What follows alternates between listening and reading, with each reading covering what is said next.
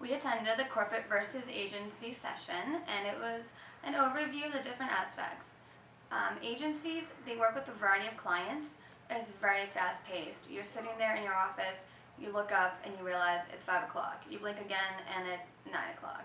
But since you're supposed to find the field that you actually feel passionate about, it doesn't feel like work anymore. So one of the things that they told us was that you have an opportunity to learn a lot of different disciplines.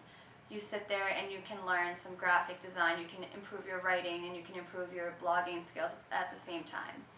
And the good thing about agency is, since everyone there works the same way that you do, they understand how you work and why you work. They don't really ask you, why are you sitting around at a pool table brainstorming, because it's a trend that's becoming more and more prominent, is becoming more relaxed in order to get the creativity flowing.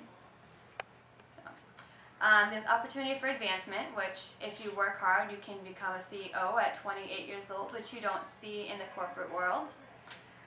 But what you do see is there's a lot of strategic planning that goes into both corporate and agency. And presentations. You have to do the research, you have to know your client, you have to know the business that you're in, and you have to know math. We're not math majors.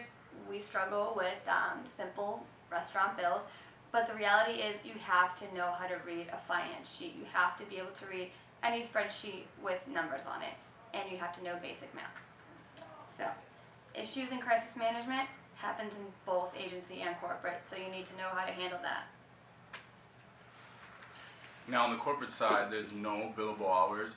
You're a staple at that company. You're not charging clients by the hour or by project. You're there 24/7 working for that CEO or for that executive board, and you're sitting in on meetings, listening to what they're talking about, what's going on in the company every day. Basically, she told us she's in meetings 24/7, and no day is the same. She comes in, she could be scheduled for 3 meetings, but all those meetings could be crossed out, and she could be totally doing something different throughout the day.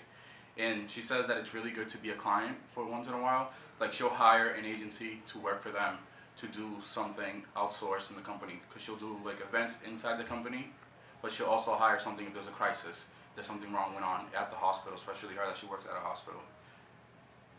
And you have to understand the business you're working for if you're working for corporate, because you're in that business. If you're working at a hospital, if you're working for a supermarket, if you're working for a grocery store, a brand, you have to understand that company, the financials of it, what the company stands for, and what they're about. And then they gave us recommendations for success. You have to pick a PR field that you're passionate about, whether it be an agency or whether it be a corporate. You have to, if you don't love the brand or the project you're working on, you're not going to do a good job at it.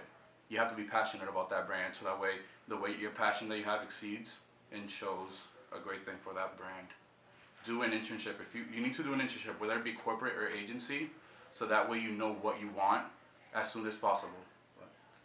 Yeah, and do at least 3 internships. Have a minimum of 3 internships because it stands out. He told us that most of the time he gets resumes, and if they don't have a minimum of 3 internships, he throws them out. And also, instead of agency and corporate, do a nonprofit. Because if you really don't know what you want, you go into a nonprofit route, you might want to do that.